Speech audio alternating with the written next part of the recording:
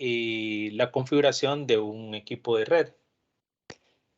En este sentido, ayer nosotros mirábamos entonces los dos modelos, OSI y el TCP/IP, y mirábamos nosotros que acá teníamos diferentes protocolos que actuaban según cada capa. Llegábamos más o menos hasta esta representación del modelo, en donde nosotros, ¿verdad?, íbamos a describir ya las unidades de datos que se van dando en cada una de las aplicaciones, en cada una de las capas, perdón. Y desde la capa 7 hacia abajo, ¿verdad? Aplicación, presentación y sesión, tenemos la unidad de datos que se conoce como datos. Pero observen que en la capa de transporte se conoce como segmentos. Luego venimos y en la capa de red se conoce como paquetes. ¿Verdad? La siguiente capa es llamarse tramas. En la última capa, ¿verdad?, que es la capa física, se conoce como bits. Entonces aquí, según el modelo de referencia TCP/IP, ¿verdad?, vamos a representar todos aquellos datos en la capa más alta, la capa 7, o en el caso de TCP/IP, la capa 4, los datos del usuario, ¿verdad?, la codificación y el diálogo. Luego, entonces, para pasar a la siguiente capa, en donde se hacen las conexiones entre dispositivos y se establece la sesión en la capa de transporte. También en la capa de Internet, ¿verdad?, es donde se establece cuál es el mejor camino. ¿Quiénes establecen ese mejor camino? En esta capa nosotros mirábamos ciertos protocolos, ayer se los denoté, EIGRP o SPF, por ejemplo, que son protocolos que sirven para enrutar. Cuando yo les decía que yo me convierto en una persona que doy cierta dirección. Y la capa física, ¿verdad?, que es la que hace que, la que controla los dispositivos, como dice aquí, y asigna la segmentación y los bits de la información. Aquí nos quedábamos en donde decíamos nosotros segmentación, porque la información, ¿verdad?, no puede viajar en una red en un paquete grande. Yo les explicaba la vez pasada que las computadoras acceden al medio, ¿verdad?, enviando ciertos protocolos o cierta información y viendo si este medio está entonces está en uso por otro dispositivo o no. En ese momento que no esté en uso, entonces no va a ser envío total de la información de un solo, sino que va a enviar segmentada la información. Este mismo proceso no solamente lo hacen los, y lo hacen todo tipo de datos, voz, video. Porque imagínense, ejemplo, mi voz que está viajando ahorita a través del, igual cuando ustedes hacen una llamada telefónica, ¿verdad?, que allá los teléfonos usan un protocolo CMA, por ejemplo, o el GSM, ¿verdad?, que nosotros conocemos como la nueva tecnología digital. Esta lo que hace, ¿verdad?, a través de esas celdas que están ahí y las redes inalámbricas, es segmentar la voz y enviarla a través de todos los circuitos en diferentes segmentos. Esto significa que mi voz ahorita está siendo segmentada y enviada por diferentes, posiblemente por diferentes rutas, para hacer un balance de la carga, como ya vimos nosotros, y que al llegar, ¿no?, se une, ¿verdad? Se une todo este proceso de voz, al igual que cuando yo los escucho a ustedes. Entonces la información viaja en este sentido así, ¿verdad? Tanto en datos, voz, video, como nosotros podamos verlo. Obviamente, ¿verdad?, en una secuencia de milésimas de segundo que es imperceptible para nosotros, ¿verdad?, ver que hay cierto retraso quizás en esa información o tiempo de llegada hasta su acuse de recibo. Entonces aquí es donde vemos nosotros que la ventaja de la segmentación es eso, ¿verdad?, que se pueden entrelazar diferentes conversaciones en una red, no solamente la conversación que estamos estableciendo usted y yo por Teams, sino por diferentes canales de conversación que utilizan la gente para el mismo medio, ¿verdad?, que es el Internet también. Obviamente también la confiabilidad de las comunicaciones de la red hace que la segmentación, ¿verdad? Provoca que la segmentación sea más confiable al activar el proceso de balance de cargo, entre otras cosas. La desventaja, ¿verdad?, que tiene obviamente es el nivel de complejidad que nosotros podemos tener en la segmentación. ¿Por qué? Porque por cada paquete de información tiene que ser segmentado, desfragmentado, ¿verdad? Y enumerado, por así decirlo. Yo no sé si ustedes han pasado ahí por el mercado, pero y las tablas las enumeran, van 1, 2, 3, 4, 5, hasta la 10. Cuando lo abren, van en ese número y cuando exactamente en ese número, porque ya encaja una tabla con la otra. Si usted las pone al revés, no van a hacer o queda un orificio. Lo mismo sucede con la segmentación del paquete que va codificado para que cuando llegue a su destino, esto pueda identificar. Como dice ahí, problemática quizás, ¿verdad? Aquí entonces nosotros vemos, como ya lo habíamos visto, las unidades de datos del protocolo o los datos que lo estábamos viendo allá en la capa de transporte y en la capa en el modelo de TCP/IP y en el modelo OSI. ¿Verdad? Se conocen estas comunidades de datos de protocolo o PDU, en donde ya vimos que en las capas superiores se llaman datos, luego segmentos, luego pasa a ser paquete, trama y bits. ¿Verdad? Aquí vamos viendo que hay algunas personas que están enviando, como lo mencionábamos ayer, un correo, por ejemplo, ¿verdad? Y en ese correo va puramente datos de información, pero a esos datos de información se le va agregando en cada capa los protocolos que son necesarios para enviar y recibir esa información para que llegue a su destino, ¿verdad? Y aquí podemos ver cómo se encapsula esa información. Ahí donde dice datos, ¿verdad? Es el dato puro que se surge en la capa de aplicación, en la capa superior, y luego se va añadiendo, ¿verdad? Cada uno de esos protocolos, observen ustedes, según la capa que va agregando y como lo mencionamos antes, que estamos nosotros aquí. Entonces se van agregando esos distintos protocolos, ¿verdad?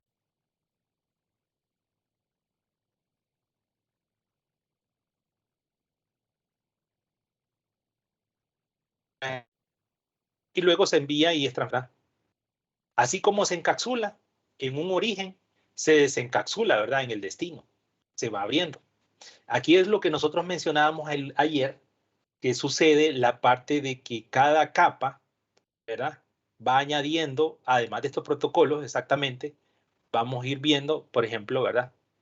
Que las capas superiores van añadiendo los datos de ciertas aplicaciones y la capa de transporte va añadiendo el número el número de puerto de destino, por ejemplo, el direccionamiento IP en la capa de red, direccionamiento tanto lógico como físico, y luego en las capas de enlace de datos, ¿verdad? Van añadiéndose también las direcciones físicas de origen y destino. Y por último, en la capa de física, ¿verdad? Se segmenta o se convierte en bits. Para lo que hace la capa de red, ¿verdad? Específicamente, que hemos estado hablando que el protocolo IP es el que rige la comunicación, básicamente, ¿verdad? Si yo no tengo una dirección IP, no me conecto a la red, pues. Y para una máquina poder enviar una información a un destino, tiene que tener, ¿verdad?, esa identificación de su IP de origen y de su IP de destino para que ésta pueda llegar, ¿verdad? Al igual que la dirección de enlace de datos, que también tiene una dirección de enlace de datos de origen y de destino, ¿verdad? En ambos sentidos. Y aquí entonces podemos ver nosotros una imagen de qué es lo que estamos hablando, qué es lo que estamos diciendo. Ese tráiler que vimos allá atrás, ¿verdad?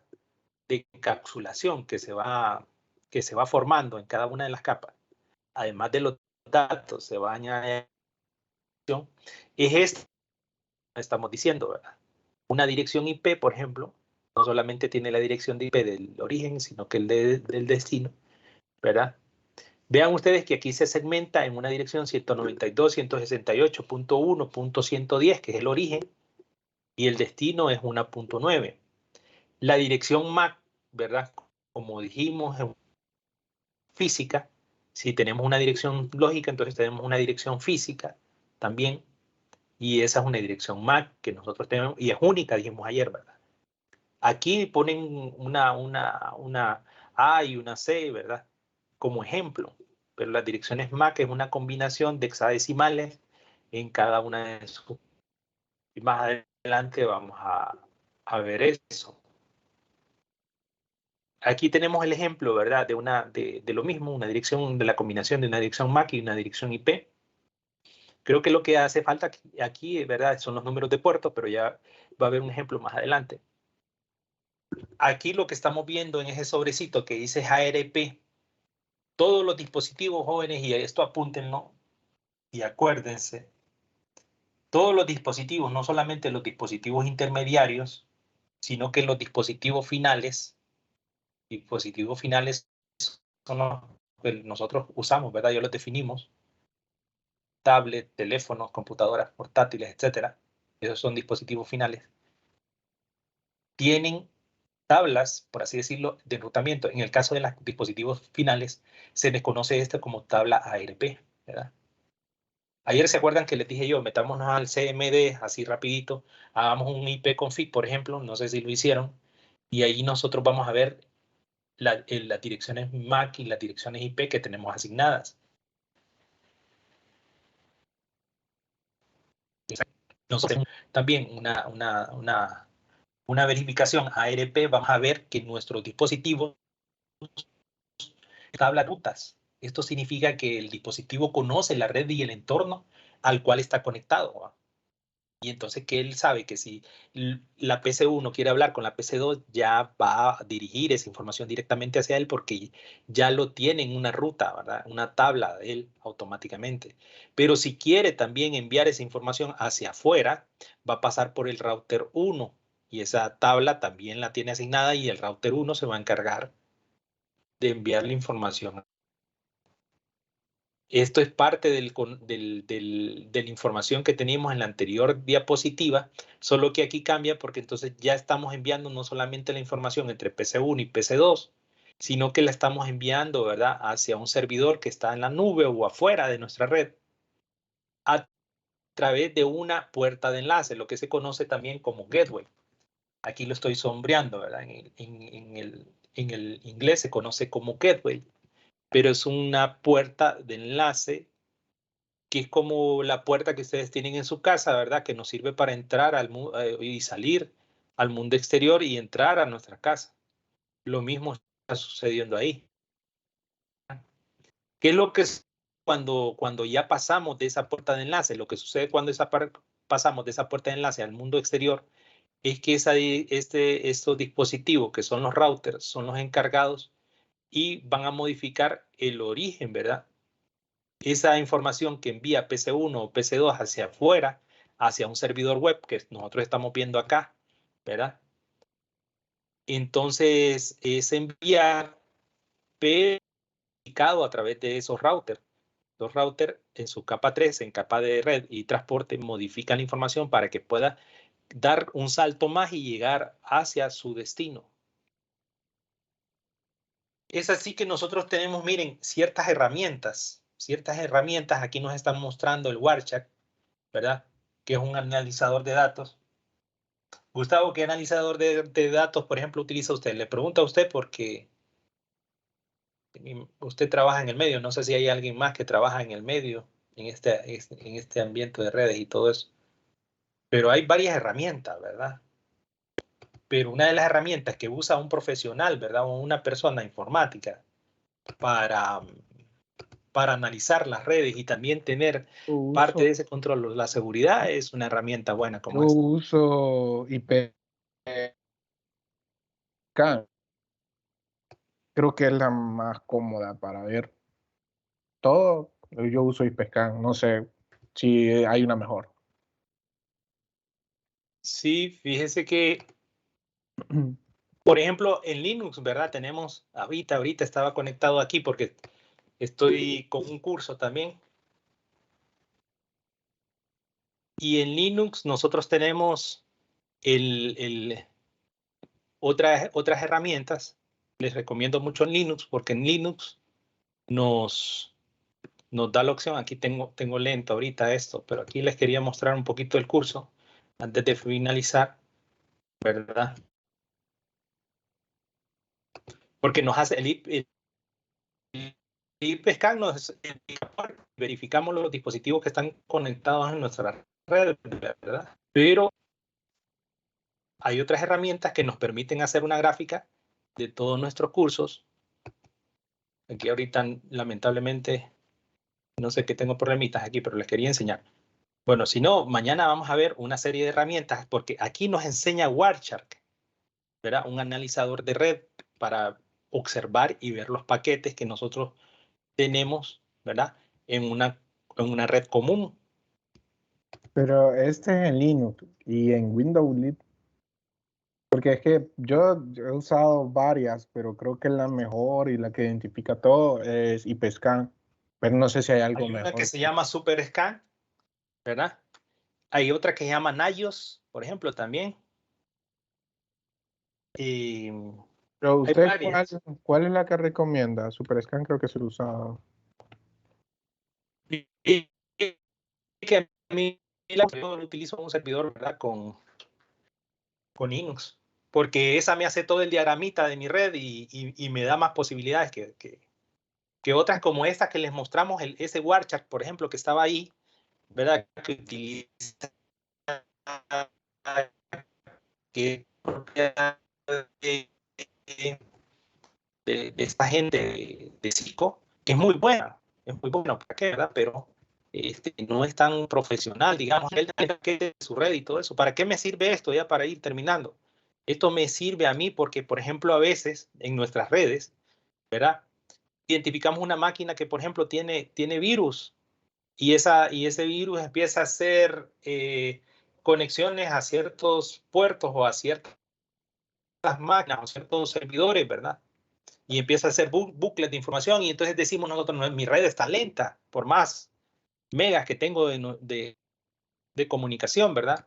Con mi ISP, pero tenemos o tenemos usuarios, ¿verdad? Que usan mucho sus dispositivos para ver videos o estar conectados. Entonces estas redes a mí me identifican, ¿verdad? Las cuales se están conectando, qué protocolos están utilizando, qué herramientas están utilizando, a dónde se están conectando, ¿verdad? ¿Cuál es el origen y el destino como nosotros vimos, ¿verdad? Ese es el propósito del cual nosotros ahorita estamos estudiando esta parte para ver cómo que funcionan, ¿verdad? Estos. Mañana vamos a hablar un poquito más amplio porque al inicio nos fue un poquito el tiempo en estar viendo la otra parte que tenía planeado ya verla en el siguiente capítulo, pero por las solicitudes que ustedes tenían, entonces tuve que evacuar. No, sin buenas noches, ¿verdad? Descansen y nos vemos el día de mañana si Dios lo permite. Gracias, Lick. Listo. Hola, Lick. Buenas noches. Buenas noches, Lick. Buenas noches. Cuídense. Descansen. Listo. Buenas noches, Lick.